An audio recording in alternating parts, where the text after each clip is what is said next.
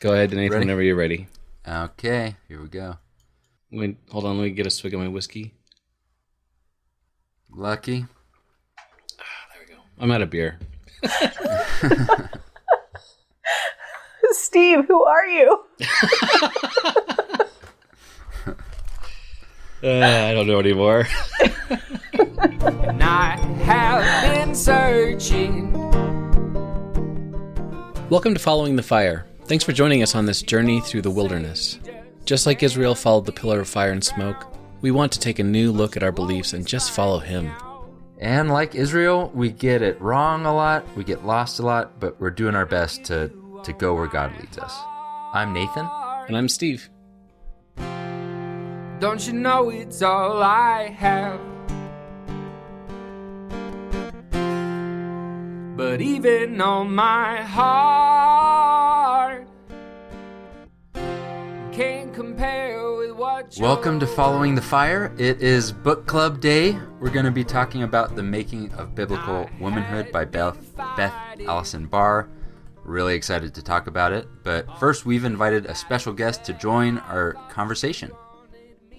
Yeah, we have Alison Buxton. I've known Alison for, we just figured out, over a quarter of a century, which makes me feel not old at all, since our time at Oklahoma Christian University. And I thought that you would be perfect person to have on this podcast about this book specifically, Al, because I don't know why. Just you being you makes me think that this would be perfect for you to talk about. So why don't you introduce yourself a bit? Tell us about your background, and then Nathan will kind of give a overview of the book, and then we'll go from there. Okay, well, so yeah, it's been almost a quarter of a century, a little bit more. That's crazy. I can't believe we've known each other that long. Yeah. So I am a Church of Christ kid, kind of, but I think not the way you guys were Church of Christ kids. So I grew up, CFC, and that was kind of those are the churches we attended when I was a kid for the most part. But my home life was very different. I sometimes like to say we were nominally Church of Christ. So I was raised at home to ask any question, read any book, philosophy, music, art. It was all on the table, right? And so my parents just really, really encouraged me and my sister to explore and figure out who we were and be ourselves and everything. It turns out that I'm actually an Enneagram 8. And so being an 8 and a girl in the Church of Christ was challenging sometimes. Mm-hmm. I grew up with a real tension around faith. I was a little bit mad at God for a while, honestly, because he'd made me female. And I didn't understand why I would be created to be less, because that was the message that I felt like I was getting at church most of the time. Youth group, all that good stuff. So I kind of struggled along with it, and it was, I don't know, it was a good way to grow up, I guess. Like, my parents were we were tight as a family. So I kind of, because of that tension that I had and with the outside world, the atmosphere at home was very close, felt very safe there.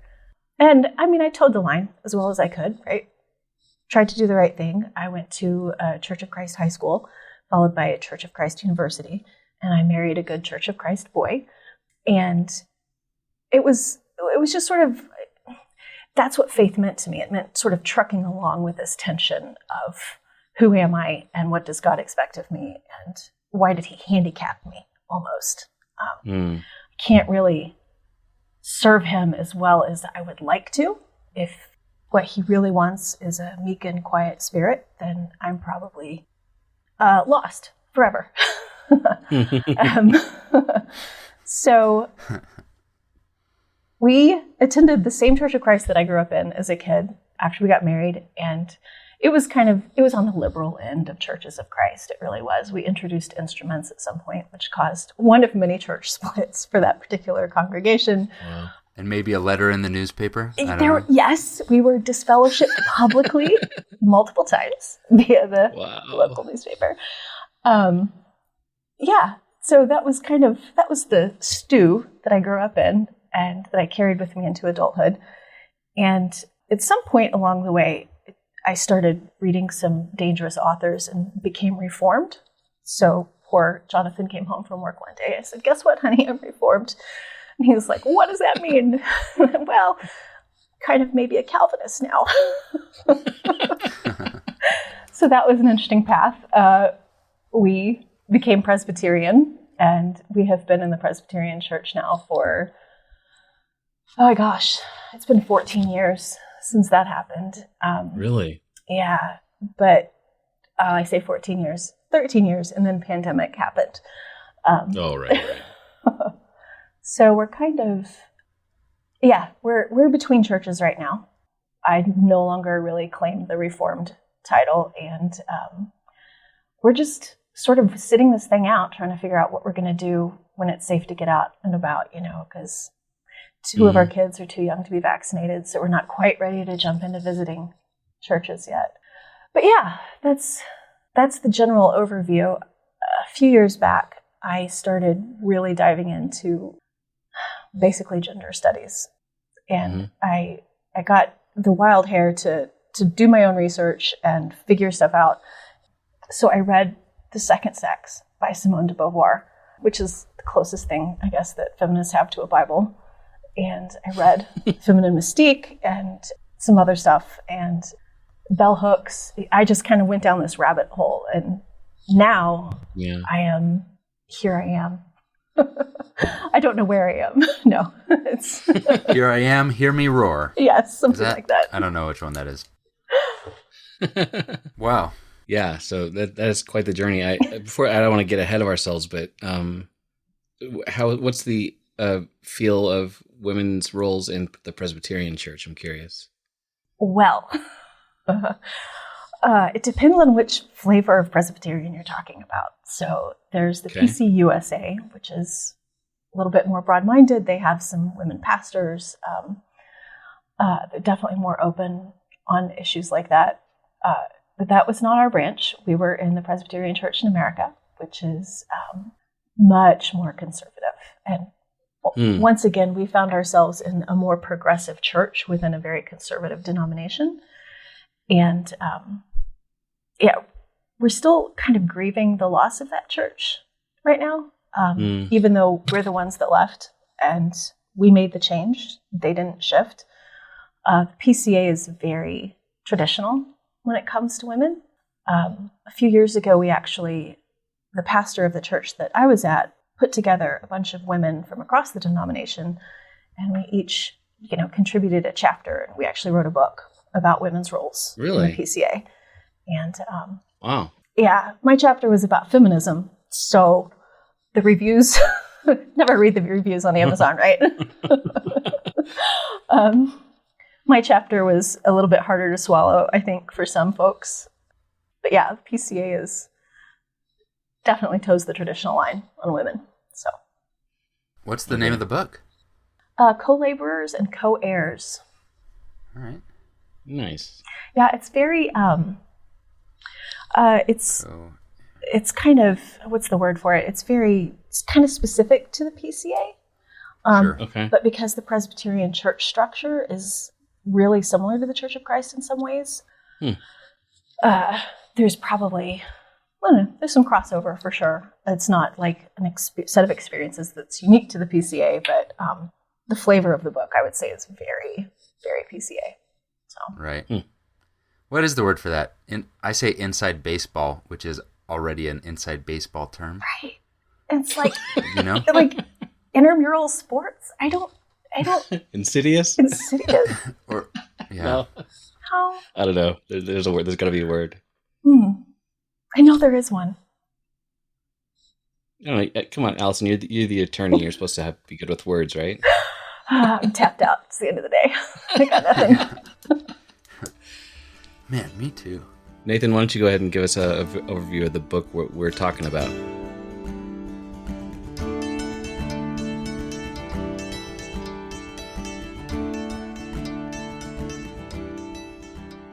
So, Alison and Steve, have you watched How It's Made videos before? Do you know what I'm talking about when I say that?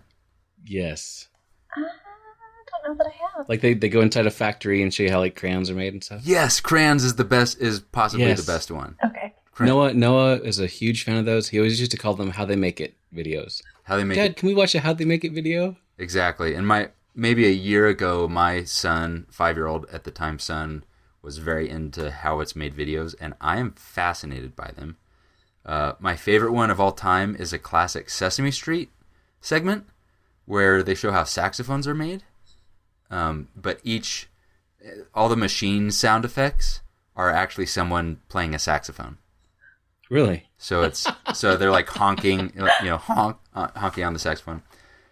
Really cool. But I've watched, Legos, how chains are made, matches, umbrellas. And I think what draws me to this kind of video is that they pick something really common, something I interact with all the time, but I never stop to think, how did this get here? In my imagination, it just may well have always been here. But then you watch the video and it reveals this world of machinery and materials and industry. It shows us how it got here. I had the same fascination as I read The Making of Biblical Womanhood by Beth Allison Barr. Barr's a medieval historian at Baylor University, and she starts with an idea that I, and maybe you, had assumed had always existed. The doctrine of male headship and female submission that in our time has often simply been called biblical manhood and womanhood. Then she lifts the curtain and walks us through the history of this relatively recent idea. She's not a theologian or a pastor, she's a historian, and this is definitely a history book. She starts at the beginning of history, way back. We learn about the beginning of agriculture as patriarchy takes hold in nearly every society, geography, and era. And in this patriarchal world, we're shown how the Bible does reflect its background, its patriarchal background, but also she shows how it rebels against it. Walking through Scripture to the early church, and then Barr's specialty, which is medieval Christianity, we see the evolution of Christian teaching about men, women, and gender roles. And it's so powerful to see the context and changes that our ideas have gone through. They didn't always exist. They formed over time. So in The Making of Biblical Womanhood, we meet female deaconesses and apostles, leaders and teachers, all just in the text of the Bible. We hear medieval sermons about how the wedding ring is a reminder not to love and submit to your husband too much, and why it's better for a woman to be a virgin than to take on the less spiritual role of just the day-to-day household wife. Barr shows how the Reformation impacted Christian thought about women and hierarchy, moving the ideal for Christian women from the rejection of men and sex and childbirth to the home, reflecting just the economics of the time. Finally, Barr shows how our assumptions and even some intentional changes to biblical translations have obscured the role of women in the early church and painted our culture of biblical womanhood on top of Scripture, a Scripture that often would go against that view. This book was a powerful reminder that our culture impacts how we read and interpret the Bible. One antidote is to borrow from our Christian brothers and sisters across geography, time, and denomination, which is a discipline that many evangelicals, including myself, have really underdeveloped. At the end of her book, Barr the historian takes her professor's hat off for a moment and challenges us to consider Jesus and how his ministry empowered women. She says Christian patriarchy was built stone by stone throughout the centuries. And she says just because complementarianism uses biblical texts doesn't mean it reflects biblical truth. I'll repeat what she said again. Just because something uses biblical texts does not mean it reflects biblical truth. In The Making of Biblical Womanhood, Barr writes, complementarianism is patriarchy, and patriarchy is about power. Neither have ever been about Jesus. What if we were serious about allowing the Bible to inform our ideas about power and society instead of the other way around? Isn't it time we became more like Jesus? Isn't it time for Christians to set women free? Wow, it's pretty good. Makes me want to read the book. Right. I don't know about you, but I was challenged. This is definitely a blind spot in my faith upbringing, history. Yeah. So I just really enjoyed this book, and I learned a lot. I have a new vocabulary, I feel like, just from this book. Alison, what things jumped out to you? What did you think? So the very first thing that ever jumped out to me from this book, my mother actually gave me a copy of this summer to read, and she handed it to me, and I looked at the title, The Making of Biblical Womanhood, and I just sort of looked at it and looked at her, and I said, there's no such thing. There's no such thing as biblical womanhood. Oh. But I'll be curious to see what the author says. Right, yeah. Yeah, I think biblical womanhood should have huge air quotes around it. Yes, massive. Yeah, so this is something that, I mean, I guess I could just be facetious. Biblical womanhood's obviously been on my mind my whole life. Right. It's not something that we can escape. Right. I absolutely, I really enjoyed the book. I think the thing that, for me, it was as if there were all these puzzle pieces floating around out there. So, having read some medieval literature and then being somewhat familiar with politics as they now stand and church politics and all the things that are going on in evangelicalism in America right now, there's just all this stuff sort of floating around. And I feel like Dr. Barr does a great job of just bringing it together. She sort of, you said she lifts the curtain and lets us sort of see, and all those disparate pieces from history. How did we get from these stories of these martyrs and saints who are virgins, and this is the highest good, and you can be a nun, and you can serve God, and you can be Julian of Norwich, living in a tower, and to the point now where our single friends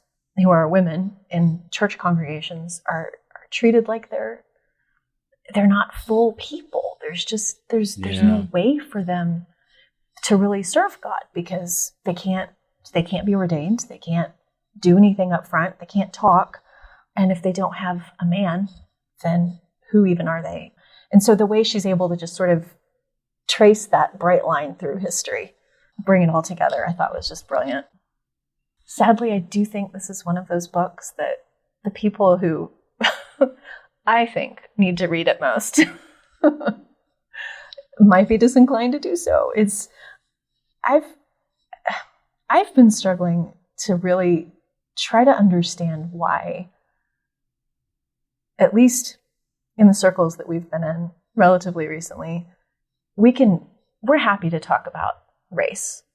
I mean, finally, to be clear, finally, we're happy to talk about reconciliation and trying to see the image of God in all of our brothers and sisters, regardless of their skin color or, maybe through their skin color. Like, we're willing to have those hard conversations now. But this is one that in my experience, this is a conversation that, I don't know. I do know people who are willing to have the conversation, but this one seems to be particularly challenging. And I'm not sure why. It's a good question. I mean, if we can assent, at least theoretically, to the idea that the same passages that Christians have used to justify slavery are the same ones in many cases that we use to justify the different treatment of women, why can't we talk about it? Why is that a bridge too far? Is it the not talking about it, or is it that we just assume that the other person just doesn't agree? Or I don't know. Yeah, I don't know. Well, it's, I agree completely. It's one thing to read a book like that finally puts the pieces that answers the questions you were already asking. But what about the people who aren't asking that question yet? Yeah. Are they going to, interact with this book, or if they do, are they just going to harden that shell Right. Because it is one of those things that she claims, just talking about patriarchy, let's just zoom out to patriarchy in all of time. She talks about how that is the culture. Christianity or Christians, if we're claiming that is the godly role model, that's just what everyone else is doing. And if you now zoom back into 2020 in North America, what is our culture fighting about? What is our culture doing? I think what you'll find is that these lines, they probably mirror some other cultural lines in our beliefs. And it's kind of those cultures dictate more than the Bible do, what we're going to believe. Yeah, true. I mean, I think that the female male issue is partly because, kind of like you alluded to, Nathan, that like worldwide, like physically, men are on average larger and stronger than women.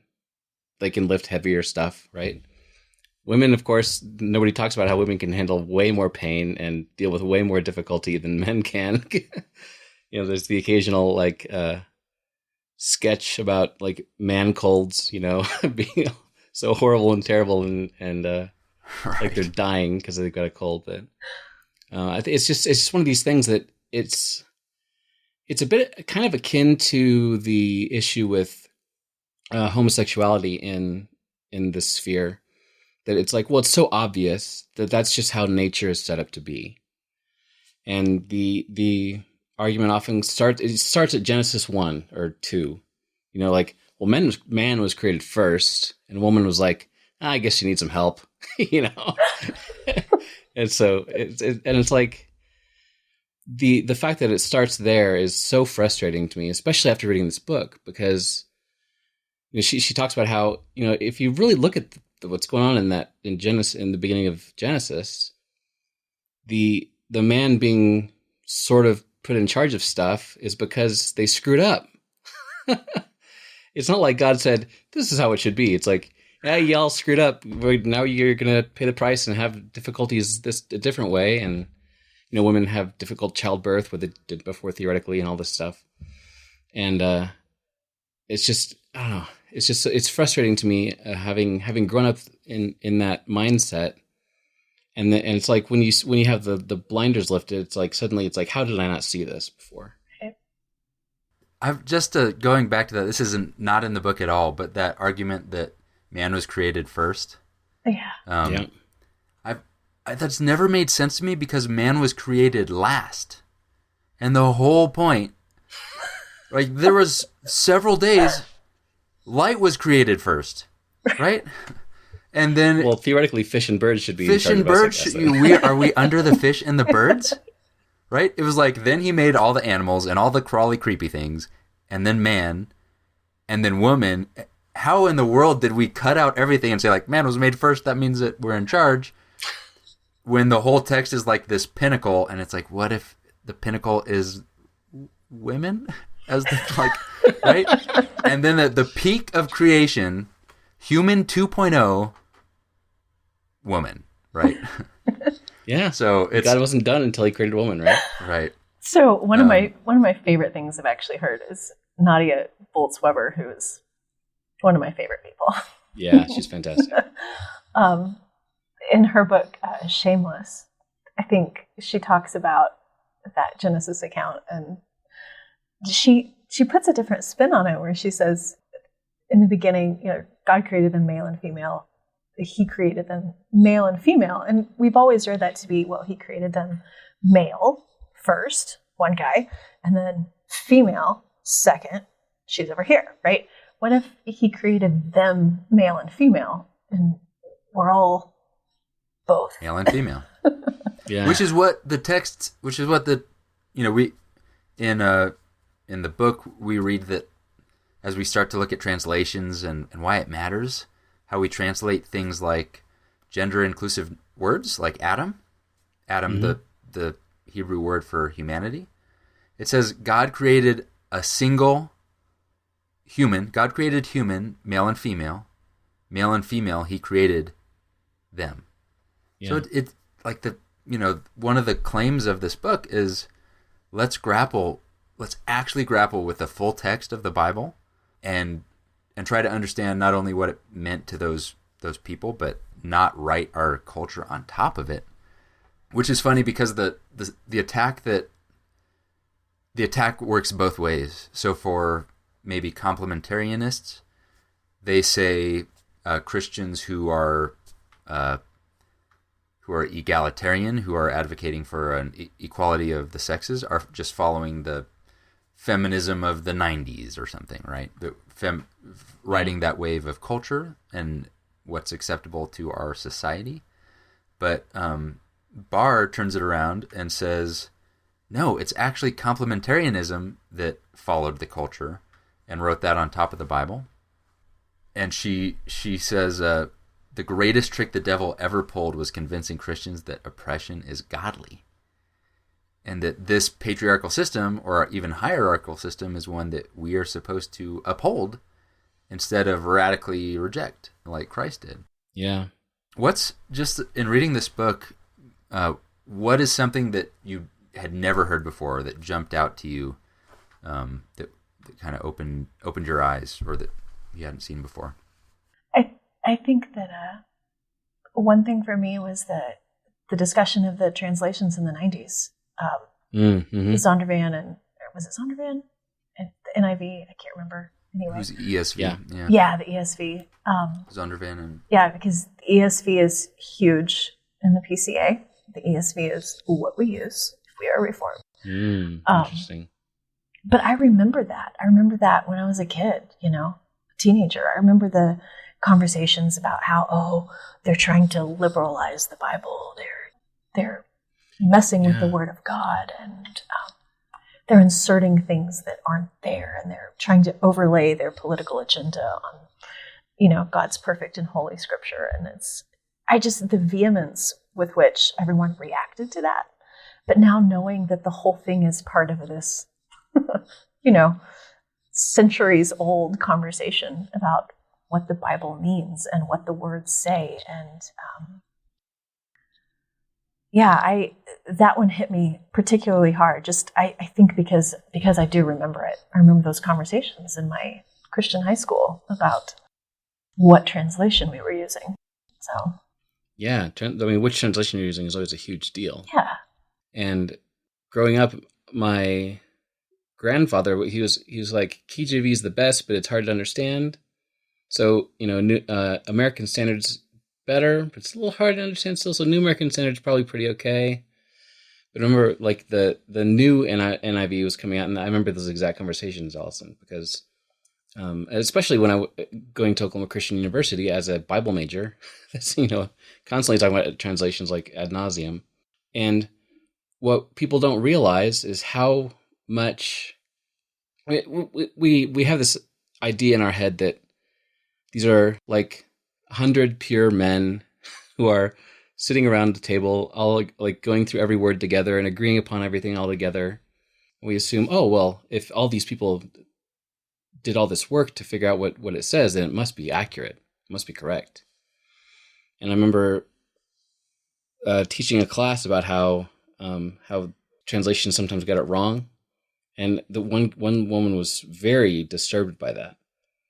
By the fact that that God would allow a translation to be quote unquote wrong, that it had to be right in some way. I'm like, this word is not this word, and this word is actually this word, and etc. And then looking at the ESV and like the why things were done in certain ways they are was pretty shocking to me as well.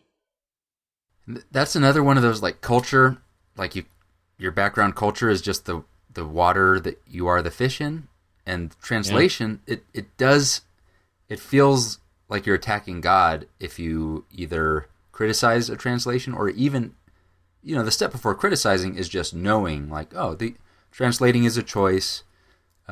You often, a word happens, you have to go one way or another, or pick, and sometimes you're not even going to know that you're assuming something. But there were so many examples, like one of the things that jumped out to me was Junia, the apostle, the female apostle in Romans, and how a translation choice happened because someone said, well, it must have been Junius because there surely wouldn't have been a female apostle. And so several translations just changed it. But the most, when we look back at the best manuscripts, they say, no, Junia. And Junius is not a real, it's like trying to turn Nathan into a female name. There's not a Nathania. It just doesn't make sense. But it started from the culture, started from the assumption, and accidentally went backward into the Bible, and it changes how we read it. Or like deacon and servant. That was... Yeah, with Phoebe. That was one that really... It almost seemed... Sometimes a translation problem seems like, yeah, I mean, what are you going to do? We're people, we got to make these choices, it's hard. But there are several translations that when the Greek word deacon is used for a man, we do the thing called transliteration where you don't translate it. It says deacon in Greek, we write it out in English, deacon. But it's a word that means something, it means servant. But when it's applied to a female, we don't write deaconess or even deacon. We just write servant. So there's an implication of a title for a man, but then just like a subservient role for a woman, even though it's the same authority or the same word. Just some crazy stuff. Or just the fact that marriage is not a word that is used in Hebrew in the Old Testament. Yeah. I had no idea. None of those people were married. This is probably how German works, Steve. What's the German word for wife? Is it just woman? Frau? Yeah. Woman? Yeah, same in Hebrew. And so there are times when a woman is described, and so they just have a word for it, woman. But someone who maybe has our lens of how our society is structured and what is important for people, like for us, it's important to be married and to be a wife and a husband. And so they would translate the word woman into wife, but that didn't exist. Mm-hmm. Yeah. It makes you wonder about the whole biblical marriage thing, right? What is biblical marriage? Not to take us off topic. Yeah. I mean, Rebecca and Isaac went in the tent, right? Like they just went in the tent. Right. So that's pretty much what it was. Yeah. Yeah. By definition, cohabitating before marriage, impossible. Same thing. Oh, yeah. There you go. Tricky. Yeah, one of the things that blew my mind a little bit was about, I mean, when this topic comes up, often, actually just with my daughter the other day, she's like, Paul sucks. Okay, I may or may not have said that myself a few times. Because, I mean, Jesus had nothing to say about women being subservient and quiet. Right. It was quite the opposite with Jesus, actually. So all the stuff we get about women being quiet and subservient and all that stuff and staying at home all comes from what we read from the letters that Paul wrote or supposedly wrote. So there's a lot of shade thrown at Paul when I think one thing that I'm finding what I found from this book, and I've actually been able to back it up elsewhere with other scholars and things like that, is that we've just really misunderstood a lot of things that Paul said. And the one that really hit me across the face really was the 1 Corinthians 14, because that one's often used. Like it's like very clear, women are to remain silent in the church. Unless they're singing or asking questions in class. And how it's very possible, I mean, it's not slam dunk, but it's very, very possible that what he was doing was saying, when he's talking about this women being silent in the church, it was all about, he was using a rhetorical technique to show how wrong that thing was. Because right after he says that, he's like, who do you think you are? Right. Do you think God gave you the scriptures, And so, like, wow, the very verse that we may be using to make all these rules and dictates and policies, maybe the exact one that Paul was using to say that's not what we should be doing. That was a huge, like, wheel grinding moment in my head when I read that. Yeah, that one kind of blew me away too. That one was very, but at the same time, when this was one of those moments where I read that passage and I'm like, of course, that makes so much sense because of as you described, the what? Did you get better information? Like, did you get a different gospel? Right. The idea that Paul could be using maybe even sarcasm, I don't know, but here's a guy who can just sort of saunter up to the Areopagus in Athens, and casually rattle off a bunch of Greek poetry and be like, oh yeah, by the way, your guys they didn't know what they were talking about, but I can tell you what they were talking about. This is a guy who's a Roman citizen. He's educated. I mean, of course he knows how to write and use rhetorical devices. Yeah. But that's just not the way we were taught to read that. I mean, ever. That was very much a light bulb kind of moment. Yeah. And we forget that Paul, we're very entrenched in our culture. So was Paul. Yeah. And that there was cultural stuff around him. And I say this over and over and over, but we just forget that that's not our culture that was written in. And to assume any of this stuff, and I think people I've talked to who are kind of going through a deconstruction process or have taken a new look at their faith for whatever reason, that's a huge part of it, to realize that so much of the quote unquote inerrancy or infallibility of the Bible that we've been raised with is not taking into account that this was written to different people than us. And I think that's a huge part of this book in general.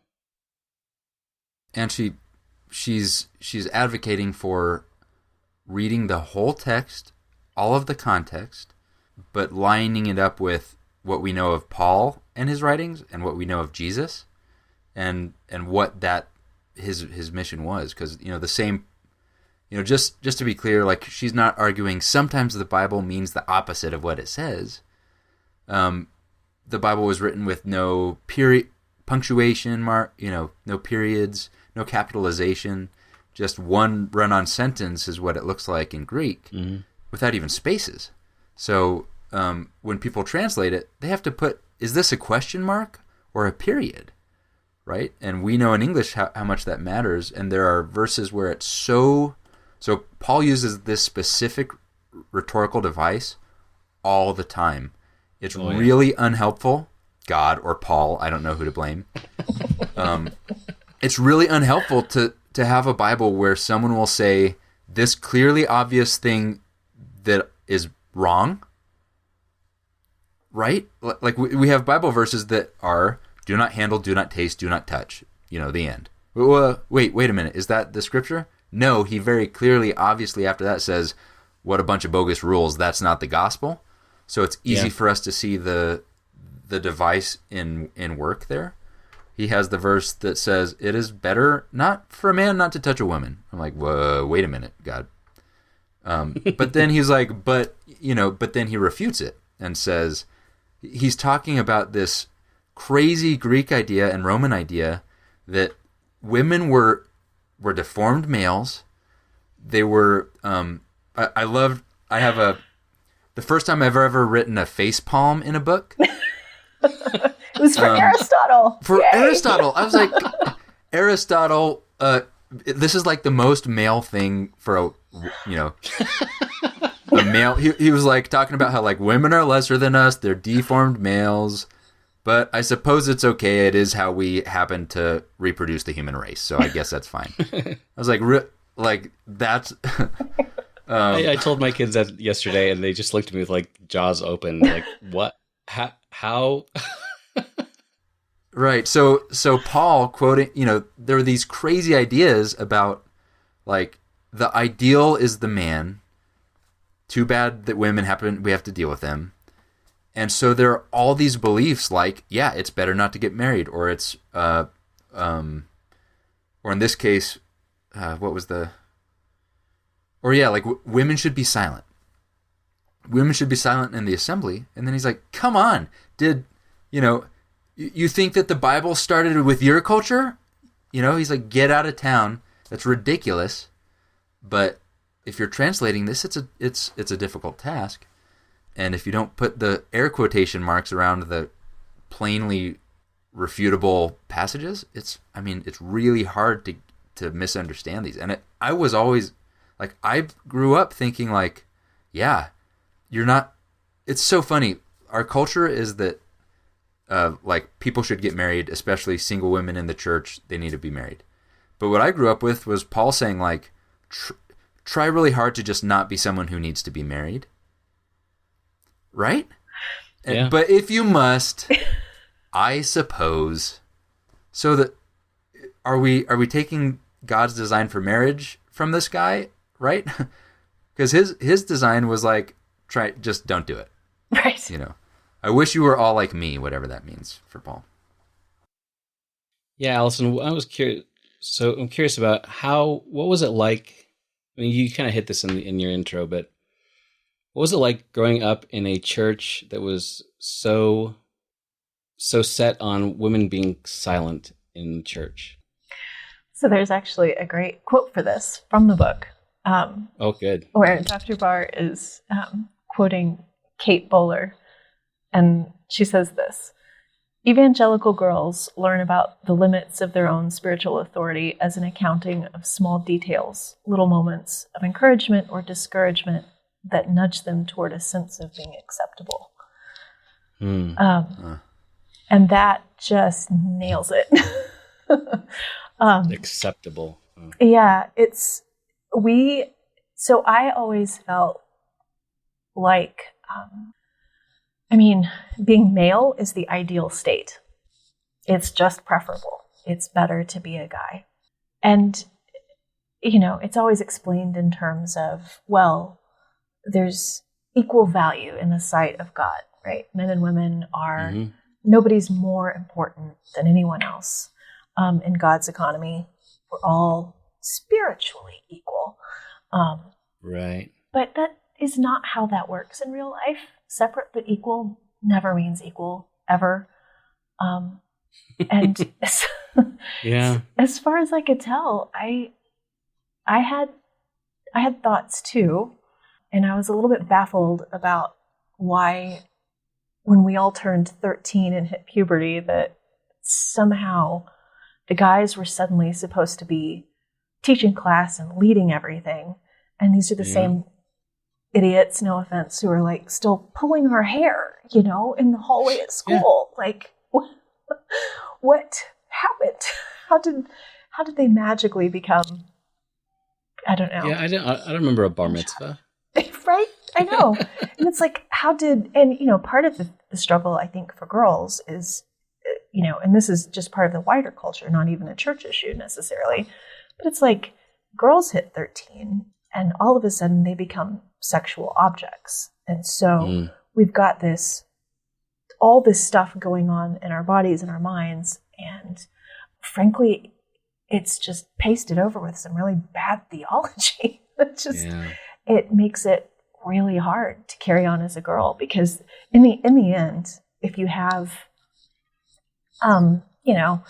opinions, some of us were unfortunately prone to, if you have opinions and you have a desire to participate, just to participate, that's part of the problem. So you get to this point where you start asking, well, I'm having a hard time with this whole submission thing. I get it, biblical marriage, blah, blah, blah. But do I have to submit to that guy just because he's a year older than me and leading singing? I don't understand why. And it gets turned around on you as a girl. Well, that's part of your personal struggle to submit. That's clearly your spiritual weakness. Not being meek, not being quiet. So the whole thing just it's a bit of a vicious cycle. If I were going to be really harsh and bitter, I would call it gaslighting, but that's probably not very gracious, so I won't do that. Unintentional gaslighting? I think that everybody. I struggle to remember anyone in any of the circles that I was in growing up who I could look at and say, this person had ill intent. Yeah, right. I mean, we're all doing our best. We're trying, and I get that. But this is a big deal. It's really damaging, and it has long-lasting damaging effects. And I don't know. I'm probably still just rebelling against it, if you want to know the honest truth.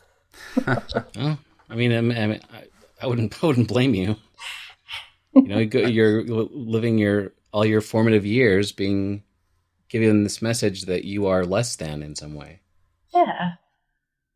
Yeah, and she talks about the purity culture, the story from church camp with the bra straps and, making all these girls wear baggy shirts.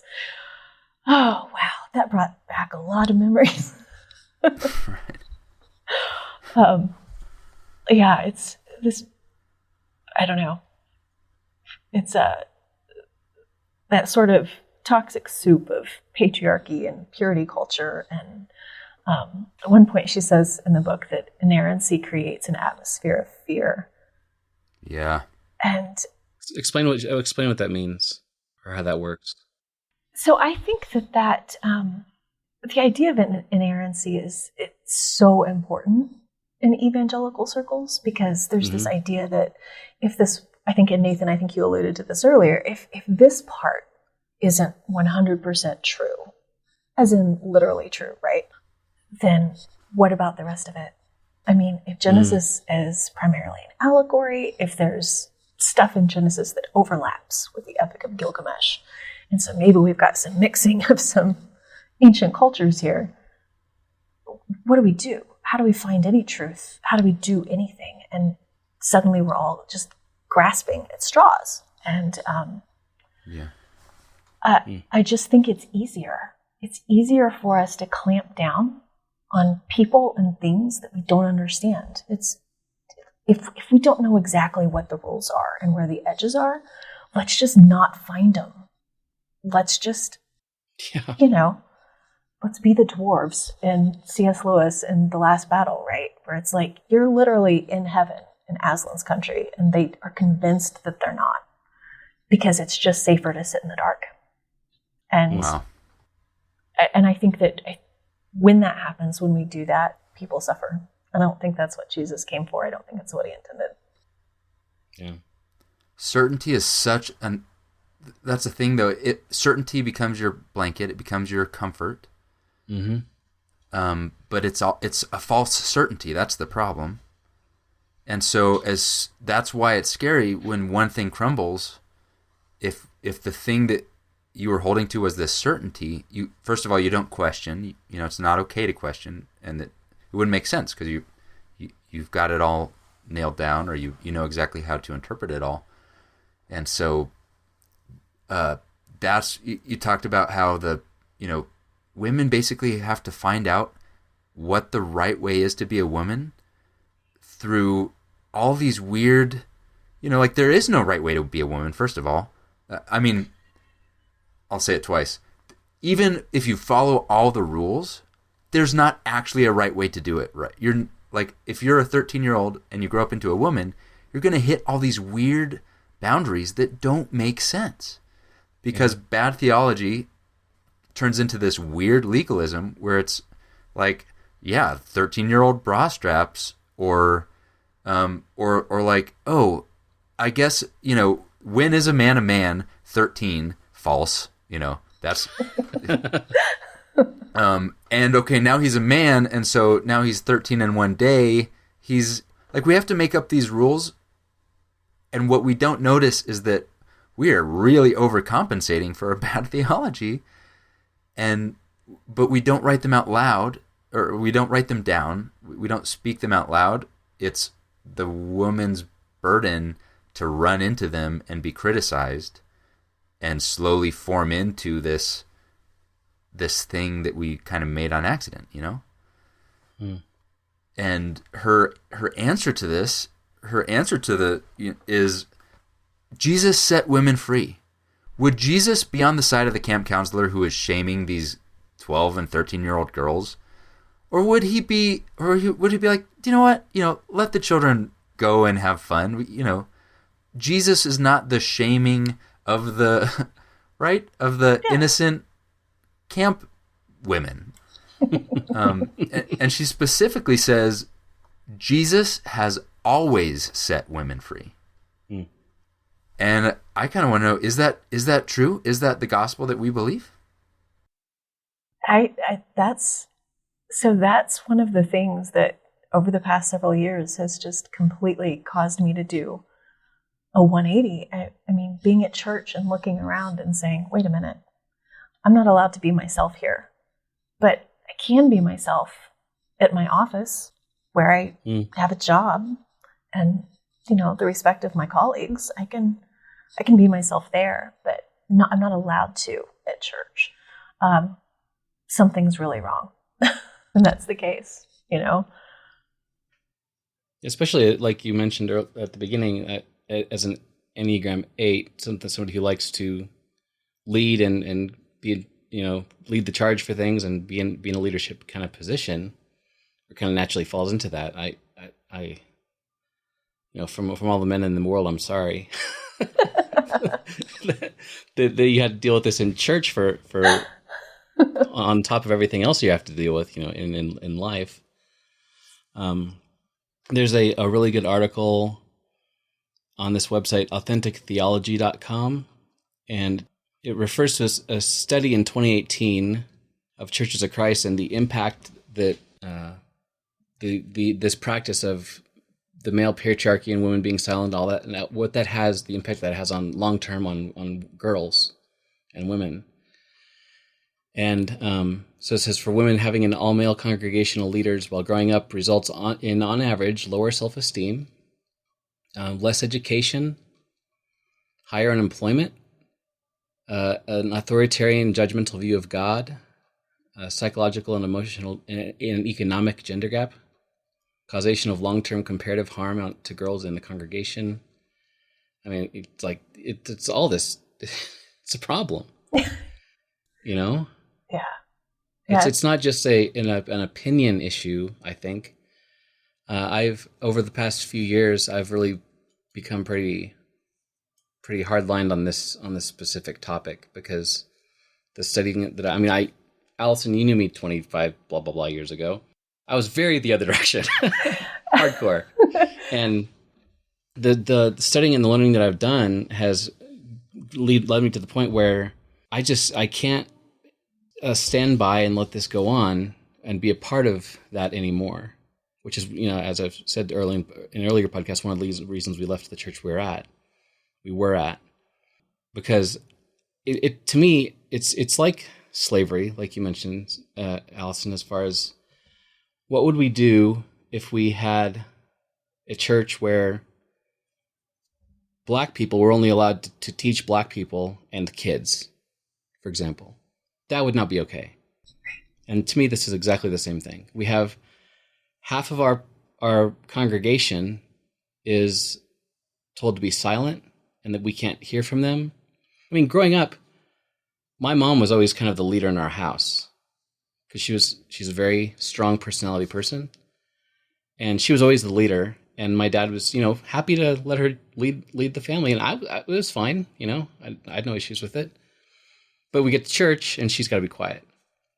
And she's a much better speaker than my dad, but he would get asked to do the Lord's Supper, and she wouldn't. And I know that everybody at our congregation would love to have classes from her, because she knows she's a great teacher, she's brilliant.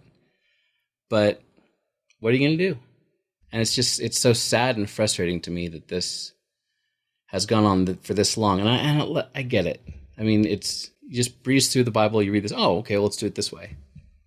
And it's one of the difficult things of being a Christian is being a human is not just assuming that you understand everything that you understand, but as we've established, that's easier. It is, yeah. And this is one of those areas where I feel like the word deconstruction kind of doesn't do us any favors, because it sounds like we're just sort of gratuitously tearing things apart. And I don't know, I think this is just growing up, right? Yeah. Like learning and changing our minds. Like, we're allowed to do that as Christians. That's sort of, if I could say one thing and I had like a bullhorn and I'm just going to stand on a corner, we are allowed to change our minds. We're allowed to get better information and learn and do things differently. Yeah. And it's, it's change. It's scary, but it's not, it might be necessary. This is one of those areas where I think it's Yeah. very necessary.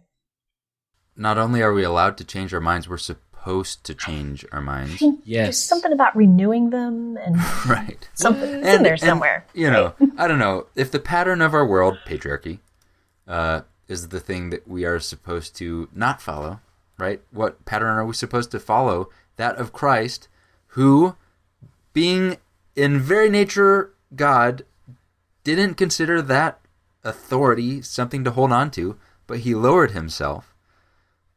So as men, are we grasping to hold some kind of power that we have? Is that Christ? Right? Is it a holding on that we need to be doing?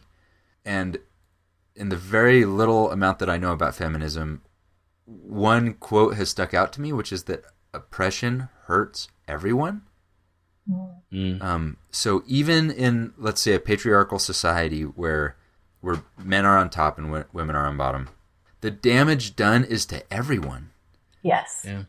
And the damage to the church, I think the worst thing is to girls who grow up and would have turned into something. They were the seed that was going to blossom into some creation and part of the church and part of God's plan to whatever their talents are, right? Or like, I love how C.S. Lewis talks about people who, you know, the more they become like Christ, the more they become like themselves, who they were meant to be.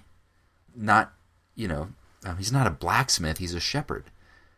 Anyways, I just got distracted by my own analogy. That was a good one. I'm going to write that down. We're supposed to change. Right. And I think that there is a Christ-likeness in letting go of some of those structures and powers. And I think that the church benefits. The women grow up to be whoever they are, whatever it means to be a woman, just whatever it means to be a human. But so do men. Yes. And this bleeds into dating. You have referred to purity culture and things like consent that we're really bad at teaching. I know that's a dirty word in Christianity for some reason. Yeah. But it bleeds into marriage. And I can't remember whose book this was, that they asked people who believe, you know, like maybe the man should make the final decision, and they're Christians, and a pretty big percentage said, yeah, sure. But then they went into their practices and found out nobody does that because it's such a toxic relationship. And the people who actually hold to that are living in a marital hell where they have learned that it's not possible to compromise. It's not possible to work things through or to be sacrificial. And the fruit of that matters. The fruit of Christianity being the hammer and the anvil for men and women has been either men and women who leave, or just men and women who don't live up to what they would want to be, or, you know. And there's just this world where if we let go and we follow Jesus into this crazy, there's no slave or free, Greek, or I said it backwards, slave nor free, male nor female, slave nor free, Greek nor whatever. Yeah, it's all in there. Yeah. It's all in there. He's calling us to just a humanity, and we want to put all the walls in the temple back up. We want to put all the barriers back up, and we're hurting the church, I think, and we're hurting a lot of little Christians. One of the things that to me did mean a lot, and what I'm looking for in a church, was one where I teach my son the value of men and women. Yeah, that's a really critical point. Talking about the damage that patriarchy does to boys is something that it's not as easy necessarily to see. We can look at girls, like you say, and say, well, this is bad. They're, you know, the seed's not going to blossom. What could have been if she'd been in a better environment? But there's this great quote, again, from Bell Hooks, this fantastic book, Feminism is for Everybody. Highly recommend it. But she basically says, patriarchy isn't going to save our sons. Paraphrasing. If it were, they would all be well. Right. But patriarchy requires a toxic form of masculinity. And I know that that's a really hard phrase for a lot of people to hear because it sounds like being male is bad, but that's not what it means. It just means like any good thing, we can twist it, we can break it, and we've done that in a lot of ways. And we have to do that for the system to perpetuate. We have to take boys and tell them, well, I know that you're, barely out of short pants, but it's time to get up front and teach the congregation now. And you're not allowed to cry. You have one emotion that you're allowed to experience and express. And we break them apart. We break children apart on the altar of something that's unbiblical. I mean, it's just wrong. Jesus didn't. Everybody loves. I remember the wild at heart phase during the 90s. Early aughts. We love to talk about Jesus turning over the tables in the temple. Okay, that was one time. He also cried. He had meals. He hung out with hookers. He did a lot of stuff that manly men wouldn't do. He's the one who told us to turn the other cheek, right? Yeah. But yeah, no one is served by patriarchy, and certainly not Christian patriarchy. We are damaging the church, I think. Oh yeah. Absolutely. Talk about an institution that needs to be wise about choosing leaders, and our qualification is that you got an X and a Y. Yeah, in our house we call it the God antenna. The what? The God antenna. The God antenna. Sorry, am I allowed to say that? I was allows you to speak to God, right? I had the internal dialogue. I was like, should I say penis? Am I allowed to? Does that make it explicit? But maybe we need a higher bar than that. It's a maybe thought. I don't know. We could benefit from that, I think. Yeah. Qualified, unqualified. So, all right. So, what do we do? How do we fix this, guys? What's our action plan? Yeah, if we only knew. I guess start by teaching our kids, right? We all have kids here. Yeah. It's kind of one of the last straws with our congregation we left. It was Christy saying to me, she's like, I don't know if I can go there anymore with my very capable of being a leader daughter sitting next to me who's not allowed to do that. And reinforcing the idea in her mind that she's not capable or that she's not worthy of doing this. And, in a lot of ways, I wish we had come to that conclusion earlier because she's like 19 now. But, she's not done cooking, so it's okay. But I think starting with our kids is one definite place we can start, I guess. But and I wish it's one of those things that it's so ingrained in our society and in so many churches. It's not just Churches of Christ, like as we know that like the Southern Baptist Church, especially, and like you mentioned, the Presbyterian Church, the more conservative you get, the more women are told to sit down and shut up. And I hate getting to the point where everybody just kind of divides until they are in places that make them comfortable and that are doing what they want them to do. But I mean, I don't know what to do sometimes. I'm at a loss. This is where you guys give us wise things to do. I think actually a Christian life that's like Jesus is so much more attractive than we think it is.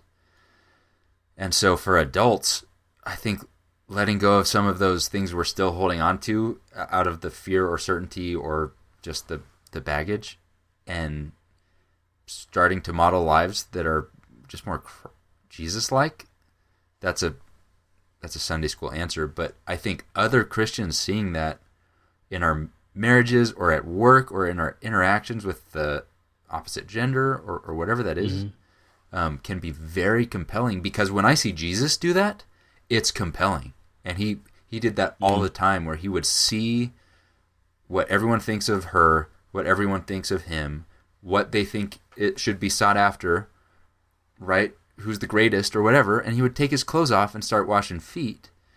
Or he would approach the not Israelite, not man people. children, women. And I think that we can do that as adults, and children seeing us do that, I think is even more important than us just teaching them the do's and the don'ts. But I also, Dr. Barr has this amazing advice, which is stop ignoring women in the Bible. Just read the Bible to your kids. Read the Bible to yourself. Read the Bible in your church. There are women all over those pages, and don't keep ignoring them. Mm-hmm. They're especially, she says, if you don't know where to start and you don't like Paul, then open up Romans 16 and pay attention to all the women leaders and evangelists and servants that he is encouraging and calling out by name that are in the Bible, in the early church. And then start reading the stories of the Samaritan woman who gives Jesus a drink, or the Syrophoenician woman who challenges Christ, or the Mary who studies at his feet, just like the disciples. They're all over if you just read it instead of keep silencing women, which is what I feel like we were taught to do. You have any final thoughts, Alison? I think Dr. Barr's advice, just stop it. Stop it. Stop it. It's really good. No, I think the only thing I would add is that something I've learned and I'm trying to do better and incorporate more and more is letting people explain themselves and listening to what people have to say about themselves. And trying to educate myself about other people's experience in a way that doesn't burden them or lean on them too heavily. But there's tons of books out there. I mean, oh my goodness. Everyone should always be reading everything Rachel Held Evans ever wrote, right? Yeah. I mean, she was amazing. And Nadia Bolz-Weber. And if you want to know about feminism, go read some feminists. Don't read what a bunch of, white dudes from the PCA have to say about feminism. Sounds scary. It sounds, every time you say that word, I get a little bit scared, Alison. But it might change my mind, Alison. I know, it might. Here's hoping. Look, feminism is not scary. All it means is a movement against sexual exploitation and oppression. That's it. That's it. That sounds like it's almost compatible with Christianity. It's crazy, but it might be. What? Yeah, I think that allowing people the dignity to tell us who they are and what they've experienced is something that anybody can do, no matter what you believe, where you are in this journey, just pausing for a minute and listening. Because people are talking. Just have to listen. Yeah, I mean, I was married 20 years before my wife and I really had this conversation. Sat down and really had this conversation about how this kind of thing had affected her. Yeah. And how she perceived things at our church. I mean, she was basically a deacon for a decade.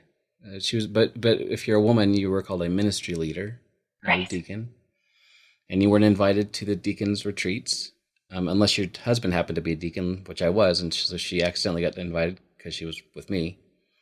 And little things like that, and not even little things like that, but I mean, things like that just kind of build up over time, over and over and over. And women are seen as not capable of doing all kinds of stuff, which is ridiculous, because I hope that we can see in our lifetimes a bigger shift toward a true egalitarianism, where there's true equality, especially in the realm of faith, because Jesus didn't come for men. He came for everybody. And I think that we explain away the verse in Galatians, like Nathan was improperly quoting, about there's no male and female here. This is not what it's about. It's about having a life that's like Jesus, no matter who you are. Get the book, read the book. Yeah. Don't oppress people. Help being oppressed. I'm being oppressed. Nice. Good. So if you read the book, you are accepting the terms and conditions to no longer treat women differently. Right? Amen. Well, thank you so much, Alison, for hanging out with us and talking through this book. I would love to hear more about Christianity and feminism sometime. Well, thanks for having me. Like Nathan was saying, that's like a dirty word. Right, it is. It's right? People just cringe. It's really fun. I think you'd have a lot of good things to say. Well, see you guys later. Thanks so much. See you guys. Messages I thought you wanted to hear, but it only takes a whisper.